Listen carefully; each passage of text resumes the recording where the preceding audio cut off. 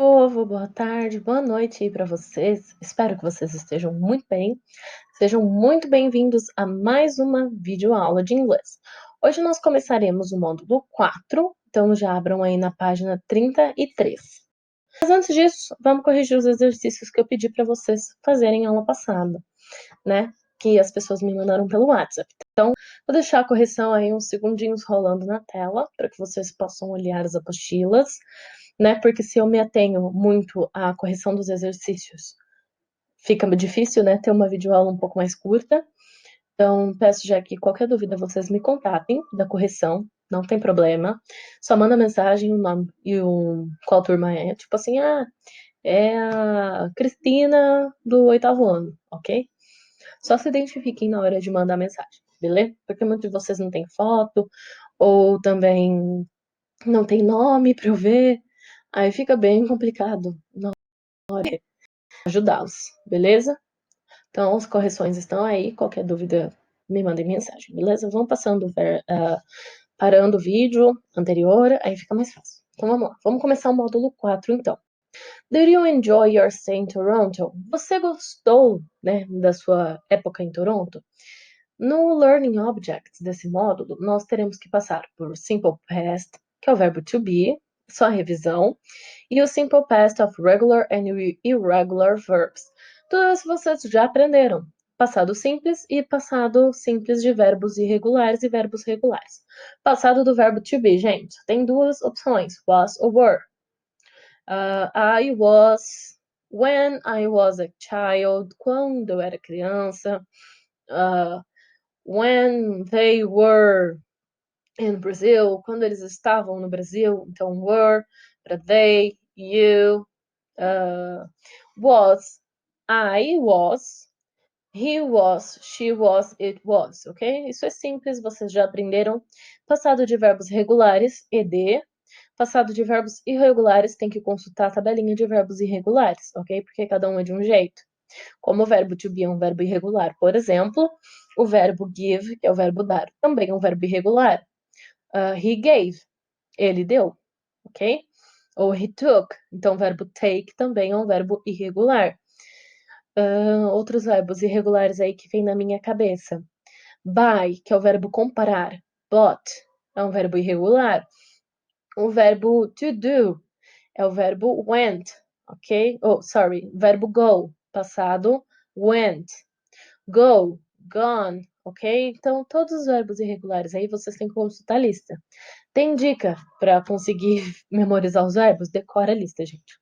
Decora a lista. Leia a lista de verbos irregulares pelo menos umas 5 vezes. Sempre quando vocês forem fazer exercícios, tenham elas do lado, porque não tem dica para como descobrir se o verbo é irregular ou não.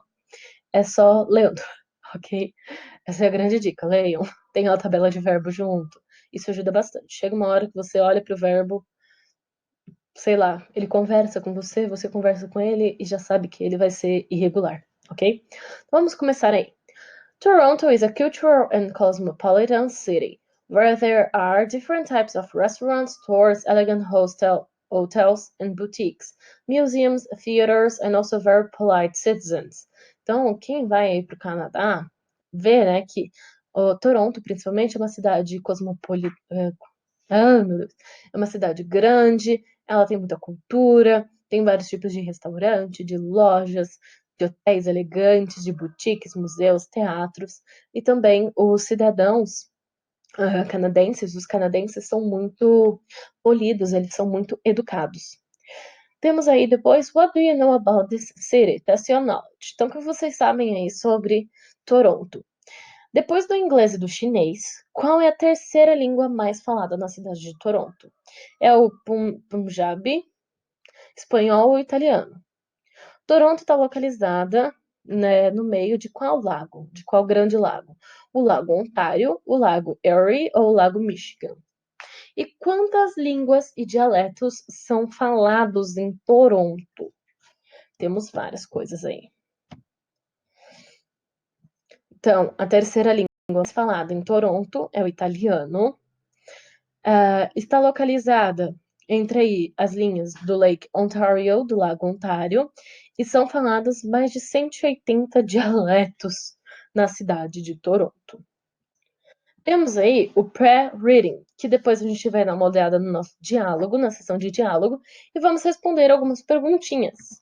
Temos novamente, né, Patrícia e Teresa conversando, nossas colegas Patrícia e Teresa, né, que fizeram muitas participações já em nossas aulas passadas em sala de aula.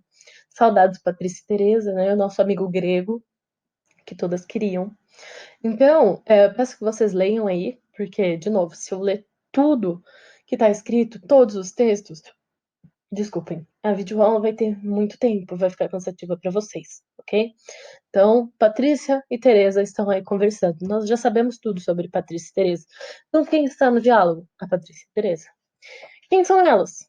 Ou melhor, where are they? Onde elas estão? Patrícia e Teresa sempre estão na escola. E what are they talking about? Sobre o que elas estão falando?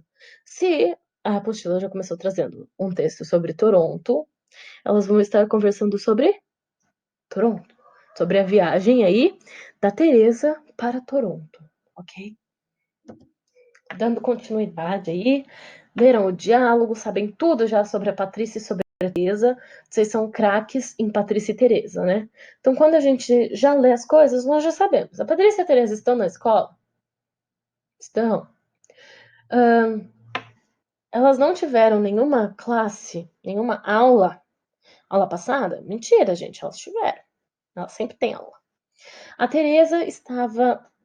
A Teresa faltou a semana passada inteira. Faltou, porque ela foi para onde? A Teresa foi para o Canadá, né? Os pais da Teresa, né, foram para férias no Canadá. E os pais da Teresa estão em Edmond now. Não foi mencionado no texto, então NM.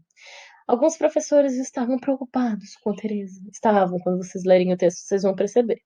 Kazu is Patricia and Teresa's classmate. O Kazu, ele é colega de sala da Patrícia e da Teresa.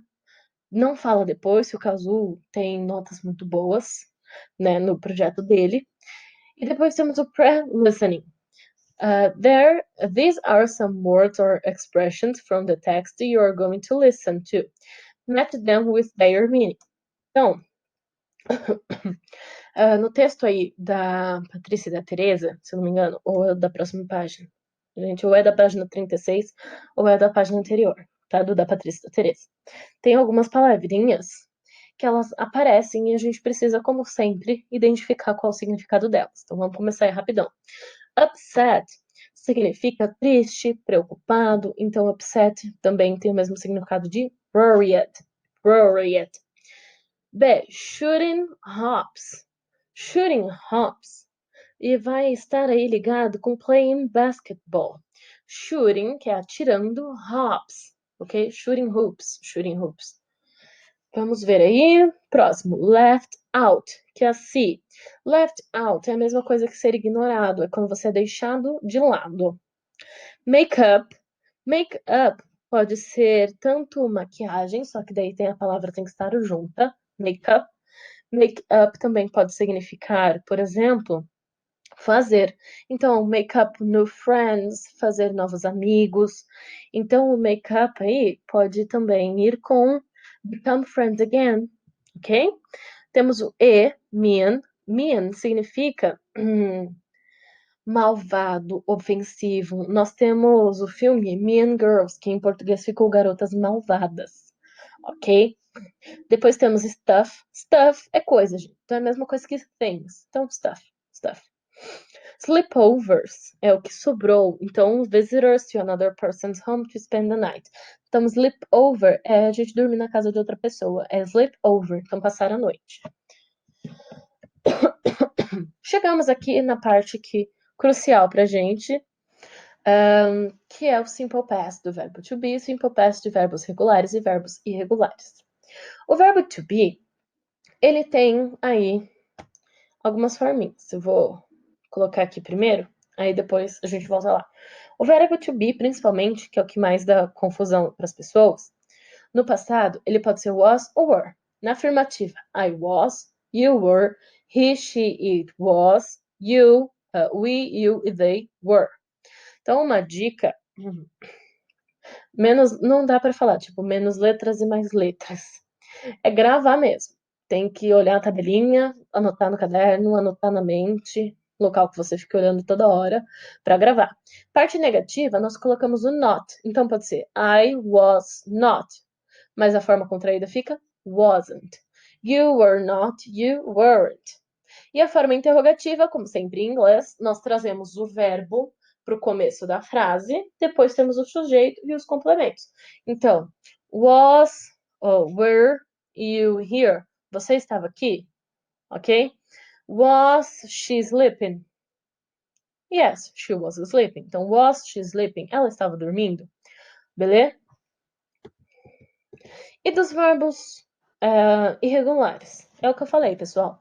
Leiam tabela de verbos irregulares, gravem a tabela, porque não tem dica, ok? Para a gente formar também a parte aí que tem no cantinho para vocês, look, do you remember? Em verdinho. Nós, para fazer a parte interrogativa também, sem ser com o verbo to be, precisamos aí do nosso auxiliar. Então, did. Se a gente usa o auxiliar, o did, o nosso verbo principal, ele volta aí para a forma dele normal. Como assim? Ele continua no presente.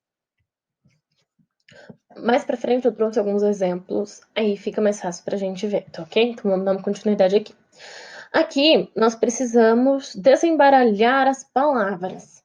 Então, quando a gente desembaralha, last you evening were a Saturday where? São perguntas. Então, where were you last Saturday evening? When were you absent from school? What was the matter with you? How old were you 4 years ago? Was your best friend at school yesterday? Então, aí são perguntas, né? Nós precisamos primeiro da nossa question word, se ela tiver.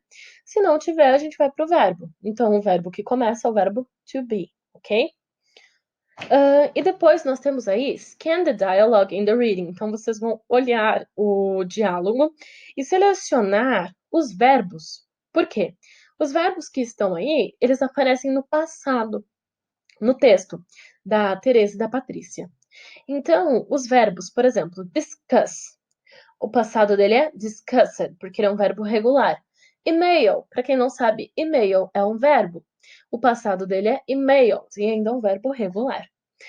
Enjoy, que é aproveitar, passado enjoyed.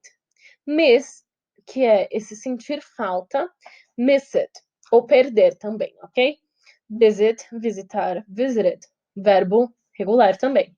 Depois os verbos irregulares, was, were, que é do to be, could, passado de can, e could também é um verbo modal. Ok? Give, gave, go, went, think, thought. Aí é um verbo que fica bem estranho, né? Que são os cavaleiros do apocalipse do inglês, que é o thought, o throughout, São todos esses verbos que são bem parecidos, assim. Tipo, muda o final. Um não tem T, o outro não vai ter o U. Eles são bem estranhos. Um vai ter R. E só para relembrar, então, aqui, forma afirmativa, negativa, interrogativa do verbo to be. Depois temos aí alguns exemplos. Deixa eu passar minha carinha para cá, acho que vai ficar melhor. We did not go to school yesterday. His birthday, tá vendo? Onde tá aí grifadinho? É a forma no passado. Como eu vou saber se é no passado? Porque vai ter algum marcador. Então vai ter alguma palavra falando. Por exemplo, yesterday, que é ontem, last month, last night. Sempre vai ter algum marcador aí, ok? Ali onde está escrito I traveled ou are traveled, a única coisa que diferencia são os dois R's. Por quê? Tanto faz. Um é mais utilizado nos Estados Unidos e o 2 é mais utilizado lá na Inglaterra. E acho que aqui não tem muita coisa, né? Depois, a formação do Simple Past é bem básica. Ela é feita com o auxiliar did, que é o que aparece aqui para, ó, tá vendo? Did not. Nas formas negativas e interrogativas. Então, quando a gente tem o did, gente, é o passado do verbo do, ok? Se o do é o nosso auxiliar no presente, o did vai ser o nosso auxiliar no passado. E também temos o acréscimo do ed, ied ou d no final do verbo principal, ok? E aqui uma tabelinha de exemplo com o verbo dance, que é um verbo regular. Então fica mais fácil de entender, ok? E como que é a estrutura dele? Sujeito, verbo, complemento na afirmativa. Negativa, sujeito, did not, né, didn't. Verbo principal, complemento. pergunta, did, sujeito, verbo principal e complemento. Ok? Não é algo muito difícil. As lições de casa dessa unidade eu enviarei para vocês pelo plural. Se der algum probleminha, eu aviso no grupo. Espero que não tenham ficado com nenhuma dúvida. Qualquer coisa, me mandem mensagem. Só se identifiquem na hora de mandar, beleza? Vocês fiquem bem aí. Um grande abraço, pessoal. Até a próxima aula. Tchau, tchau.